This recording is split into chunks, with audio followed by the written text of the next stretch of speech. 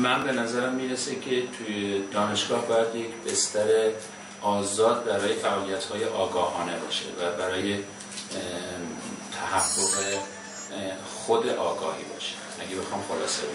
درست. به همین خاطر باید کاملا فضای آزاد گفتگو باید برای این بستر در نظر گرفته بشه. مکان نخبه پرور. تنها چیزی که میتونم بگم دانشجو وظیفه خواندن و فهمیدن. اگر دانشجو بخواند و بفهمد بزرگترین وظیفه رو که بر عهده‌اش گذاشته شده انجام. وقتی اسم دانشگاه رو میاریم یعنی مرکز دانشه، کانون دانشه و در نتیجه جوان‌ها بعد از طی تمام دوره ابتدایی و نمیدونم متوسطه میان دانشگاه که در سطح بالاتری دانش بیندوزن، هم از که دانش نظری باشه، دانش عملی باشه، دانش اجتماعی باشه و یا دانش دینی باشه. من به طور کلی یه مرکز آموزشه و فرض بر این است که ضمناً قبل از اینکه به مراحل خیلی بالاتر عملی و اندیشه برتر یا ژرفتری برسن میبایستی دانش اجتماعی، رفتار اجتماعی، بعد بینش اجتماعی از یه سوی و دانش‌های مربوط به زندگی روزمره هم یاد بگیرن. نقش اساتید تقریباً کلیدی ترین کار رو انجام میده و اینکه به عنوان راهنمای همه اهل دانشگاه، هم از خود دانشگاهیان، کارمندان، پرسنل، دانشجویان مخصوصا در نشان دادن افق‌ها یا چشم‌اندازهایی که دانشگاه رو به اونهاست، رو به دست پیدا کردن به اون مفاهیم. همواره باید دانشجو طلب آگاهی داشته باشه. اگه بخواد به نحو احسن وظیفه خودش رو انجام بده، یک طلب باید داشته باشه در محیط دانشگاه و اون هم حق مسلمش که اون طلب آگاهیه. باید طالب آگاهی باشه و توی این طلبش هم هیچ، به نظر من، از هیچ روشی نباید خودش محروم کنه. هم جامعه علومه، هم جامعه امور تربیتی و انسانی و اجتماعی و دینی و چیزای دیگر هست. خیلی جامعه است و هنر زندگی رو نه تنها می‌آموزن که بیاموزانند اگر بتونیم بگیم. در اصلا دانشگاه از بنابراین دانشگاه یک حوزه چندبعدیه، نمیشه گفت که فقط یک بعدیه. آگاهی به خواسته ها ضرورتاً منجر به محافظه کارتر شدن انسان نمیشه. البته اعتقاد دارم که آگاهی میتونه انسان رو عقلمندتر، کنش‌های ما رو عقلانی‌تر بکنه. زمانی که ما بحث از آگاهی میکنیم، فکر نمی کنم بحث از آگاهی چارچوبی رو بطلبه، مخصوصا در محیط دانشگاهی. چرا؟ چون که ما از وقتی در جزئیات صحبت میکنیم، حرف از چارچوب ها میتونیم داشته باشیم، معنی داره، حرف از چارچوب ها معنا داره، ولی در قالب مفهوم کلی دانشگاه، مفهوم کلی آگاهی بخوایم بگنجیم، چارچوب خاصی رو من فکر نمی کنم بشه براش تعریف کرد. وقتی گروه ها هر گروهی به سمت خشونت میرن که دسترسیشون به منابع قدرت و ثروت پایین، دو گروهی که بیشتر سمت خشونت میرن کارگران و دانشجویان، یعنی در واقع حداقل دسترسی به منابع قدرت و ثروت دارن، حرفشون شنیده نخواهد شد تا عجین بشه با صدای شکسته شدن شیشه. وقتی که با صدای شکسته شدن شیشه عجین شد، گوش‌ها یه ذره تیز میشه. عرض کنم خدمتتون که خیلی به زیبایی مطبوعات میتونه بیاد جای صدای شکسته شدن شیشه ها رو بگیره، یعنی احساس بکنن که از این طریق حرفشون داره شنیده میشه، علی‌رغم دسترسی نداشتن به منابع قدرت یا ثروت. ایده رو میتونه مطرح دنبال گیری کردن مطالب درسی، جنبه به اصطلاح تئوری داشتن آگاهی و جنبه‌ای که دنبال میکنن مسائل اجتماعی و فرهنگی رو جنبه عملیه. پس این دو با همدیگه کامل کننده است.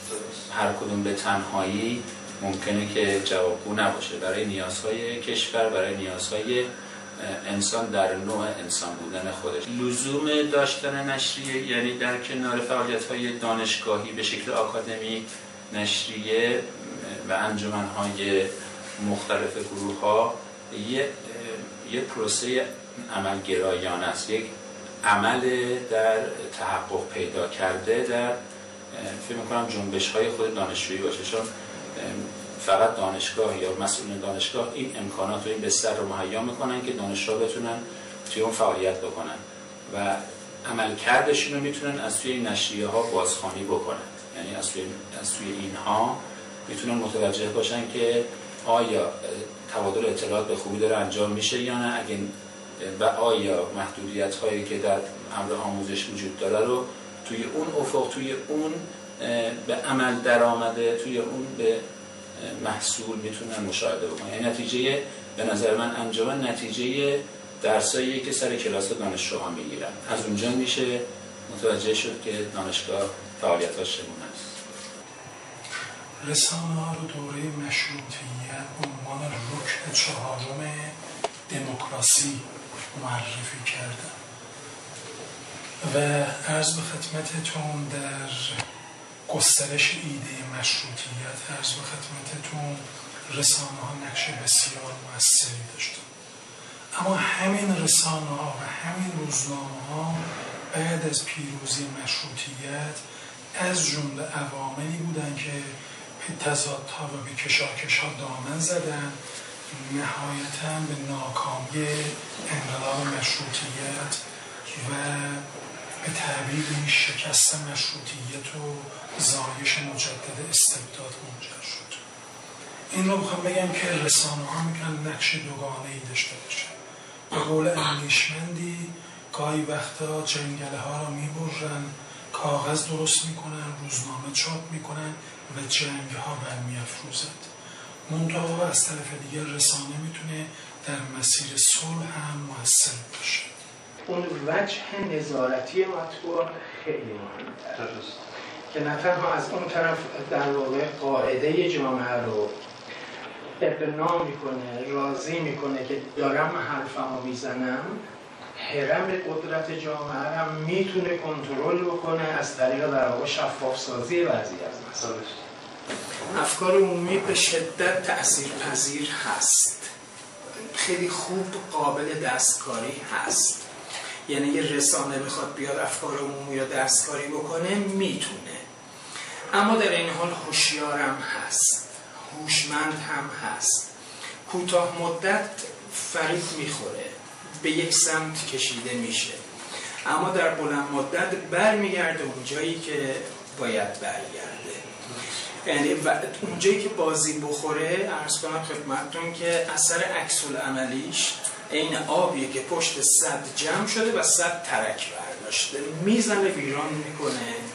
مطبوعات قطعا از اون جنبه تبلیغی خالی نیستن. عرض به خدمتتون هر مطبوعاتی به هر حال ممکن هستش که اذهان رو سوق بده به طرف اندیشه‌ای، ایده‌ای، باوری، جناحی، حزبی. اونطور موقعی که ما با تعدد رسانه‌ها سر و کار داریم، این میتونه کمک بکنه که به تعبیر شمس تبریزی به اصطلاح نور هر میگه از تصادم ازداد میجهد. دیدگاه‌های مختلف اگر در مطبوعات، در رسانه‌های مختلف انعکاس پیدا کنن، مخاطب هم میتونه از ورای به تعبیری بگم غبار تبلیغ بتواند راهی به طرف روشنی حقیقت هم پیدا کند. این وظیفه‌ای که نخبگان فکری باید انجام بدن. عرض کنم خدمت حکومت و مسئولین دو تا موضع میتونن در واقع انتخاب بکنن: یک، تسهیل بکنن، دو، به تأخیر. این وظیفه نخبگان فکریه و اگر آگاهی در توده ها نقص داره، من فکر میکنم باید رفت سراغ روشنفکر، یا باید رفت سراغ روشنفکرها، یا باید رفت سراغ اونی که اجازه نداده این ارتباطات به درستی شکل بگیره. در کشور نظیر ما دولت نقش تعیین کننده بازی میکنه. از اولش هم بازی کرده، چون ما مدل ها رو از خارج وارد کردیم. در روزهای جامعه ما خود نیست که ارزش خاص خودش رو داشته باشه و به خصوص که در سطح کلان بعد دولت نیازهاش رو یه مقدار زیادی در دانشگاه ها طرح میکنه و دانشگاه ها هست که پاسخ نیازهای نیروی انسانی رو از یه طرف و نیروی مدیریت رو از طرف دیگه، نیروی علمی رو از طرف دیگه اینا رو باید ارائه بکنه. ببینید تعبیر رو میخوام به کار ببرم که خیلی شاید تعبیر مصطلح و جا افتاده ای نباشد. توده های مردم رو به تعبیری میشود گفت که روشنفکران غریزی و حسی هستند در بسیاری از موارد، نه در تمام موارد. توده های مردم منافع خودشون رو، مصالح خودشون رو عرض به خدمتتون میتوانند تشخیص بدن. منتها جاهای عرض به خدمتتون نیازمند به روشنفکرانی هستش که به تعبیر بگم این روشنفکران رو میشود گفت روشنفکران تئوریسین طراح که میتونن در تبلور بخشی، در مشخص کردن عرض به خدمتتون توده های مردم کمک بکنن در تبلور بخشی و در مشخص کردن خواسته های مردم. به تعبیری جانا سخن از زبان ما میگویی. توده روشنفکران میتوانند در این مورد به اصطلاح اون گمگشته توده های مردم رو بهشون معرفی کنند. جامعه بزرگ همیشه یه قسمتی انحرافات داره. شما نمیتونید انسان رو استاندارد بکنید و همه رو در یک قالب بریزید. در قالب‌های متعدده متنوعی انسان ها بزرگ میشن و به خیلی مواقع خیلی هم در جوامع کلان محدودیت های داره. بعضی ها از اون محدودیت ها اون مقررات فراتر میرن یا به اون نمیرسن و به دلیل اینکه خیلی مواقع هم یاد نگرفتن. اصلا ما حقوق رو اولا یاد نمیگیریم. قطعا ببینید انقلابات اهدافی دارن، ایدئولوژی هایی دارن، برنامه هایی دارن. اینا قطعا ما میتونیم بگیم که اون وجوه بگیم نظری یا عقلانی انقلابات، من این دوتا مفهوم رو با تسامح به کار میبرم، میتونیم بگیم اینها وجوه به اصطلاح نظری یا عقلانی انقلابات هست. ولی قطعا انقلابات با یک سلسله هیجان ها به اصطلاح همراه هست. موقعی که خشونت اتفاق بیفته عرصه گفتگو تنگتر میشه، محدودتر میشه و عرض به خدمتتون بر همین اساس آگاهی هم کم رنگتر و کم رنگتر میشه. من به یه نکته خیلی کوچیک اشاره کنم با توجه به علایقی که دارم.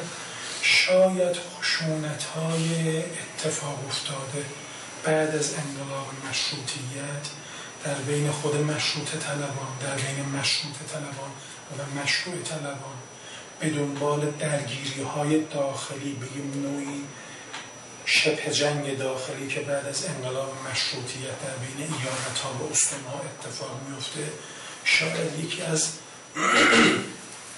دلایل ناکامی انقلاب مشروطیت باشه. اصولا تمام جوامع الان که در جهان هستن یه مقدار دچار خشونت شده، این خشونت‌های خیلی عملی و با تکرار این خشونت‌ها تا اونجایی که می‌بینیم تشدید شده، تفریق پیدا نکرده، یا برای مقابله با خشونت یا خشونت با مقابله‌گران. به طور مثلا در منطقه ما که الان شاهد هستیم، ولی همه جوامع سعی می‌کنن که خشونت کم بکنن، ولی نحوه اصولا سرمایه‌داری، رقابتی و وجود فقر و وجود دارا در جوامع با حاکمان و محکومان طوریست که بالاخره بعضی خشونت پراکنده شده است و به این سادگی هم درمان ناپذیره و هر کسی به هر گروهی فکر کنه حق با اونه و به همون مناسبت جوامع دچار خشونت هستند. جوامع خیلی آزاد، خشونت خیلی با ابزار اینها دچار هستند که ما شاهد هستیم و فقط در کامیونیتی ها یا اجتماعات محدود خانوادگی، ایل قبیله‌ای که همبستگیشون خیلی زیاده، این خشونت حداقل در درون خودشون نیست ولی برای برونشون زمینه‌های لازم هست که صادر بکنن و اصولا جهان در یک برهه از خشونت شتابنده است و هی مرتب ما سال به سال این رو ابعاد خشونت رو می‌بینیم که زیادتر میشه و رسانه‌ها سعی میکنن از یه سری رسانه‌ها سعی میکنن جلوشو بگیرن.